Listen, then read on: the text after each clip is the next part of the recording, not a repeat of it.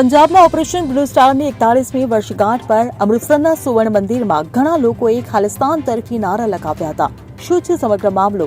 જુઓ આ અહેવાલમાં. ઓપરેશન બ્લુ સ્ટારની 41મી વર્ષગાંઠ અને ઓપરેશન દરમિયાન માર્યા ગયેલા જર્નેલ સિંહ ભિંડરાનવાલાની પુણ્યતિથિ પર જ્યારે શિરોમણી દળના નેતા સિમરનજીતસિંહ માન સુવર્ણ મંદિર પહોંચ્યા ત્યારે લોકોએ ખાલિસ્તાન જિંદાબાદના નારા લગાવ્યા. ઉલ્લેખનીય છે કે ઓપરેશન બ્લુ સ્ટાર 1 જૂનથી 10 જૂન 1984 સુધી ચાલતું 10 દિવસનું લશ્કરી ઓપરેશન હતું. ઓપરેશન બ્લુ સ્ટારની 41મી વર્ષગાંઠ પર શીખ સમુદાયે અમૃતસરના સુવર્ણ મંદિરમાં ઉજવણી કરી.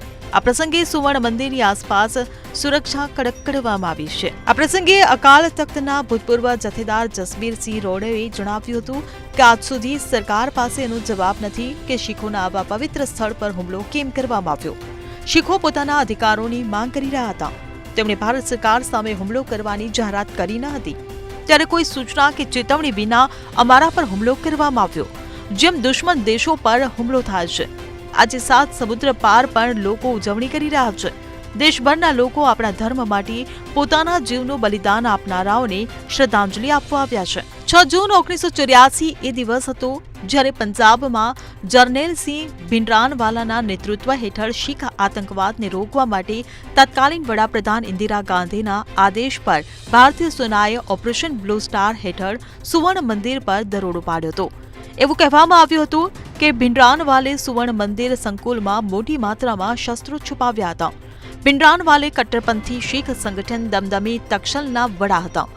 જૂન 1984માં સુવર્ણ મંદિર સંકુલમાં આતંકવાદીઓને બહાર કાઢવા માટે ભારતીય સેના દ્વારા શરૂ કરાયેલા ઓપરેશન બ્લુ સ્ટાર દરમિયાન તેમના સશસ્ત્ર અનુયાયીઓ સાથે તેમની હત્યા કરવામાં આવી હતી. આ ઓપરેશનની ભારે ટીકા થઈ હતી. થોડા મહિનાઓ પછી 31 ઓક્ટોબર 1984ના રોજ નવી દિલ્હીમાં તેમના 2 શીખ અંગરક્ષકો દ્વારા ઇન્દિરા ગાંધીની તેમના નિવાસસ્થાને હત્યા કરવામાં આવી હતી. બેઅંતસિંહ અને સતવંતસિંહ ઇન્દિરા ગાંધીના અંગરક્ષકો હતા અને 31 ઓક્ટોબર 1984ના રોજ તેમના નિવાસસ્થાને તેમની હત્યા કરી હતી. ગયા વર્ષની લોકસભા ચૂંટણીમાં બેઅંતસિંહ ઇન્દિરા ગાંધીના અંગરક્ષકોમાંના એકના પુત્ર સરબજીતસિંહ ખાલસાએ ફરીદકોટ મત વિસ્તારમાંથી આમ આદમી પાર્ટીના નેતા કરમજીતસિંહ અનમોલ કરતા 70,053 મતોના માર્જિનથી જીત મેળવી હતી. Bureau report CN24 news. હવે જુઓ દેશ દુનિયાની તમામ ખબરો તમારી આંગળીના ટેરવે. ઉઠાવો મોબાઈલ અને Google Play Store પરથી ડાઉનલોડ કરો અમારી CN24 ન્યૂઝ મોબાઈલ એપ.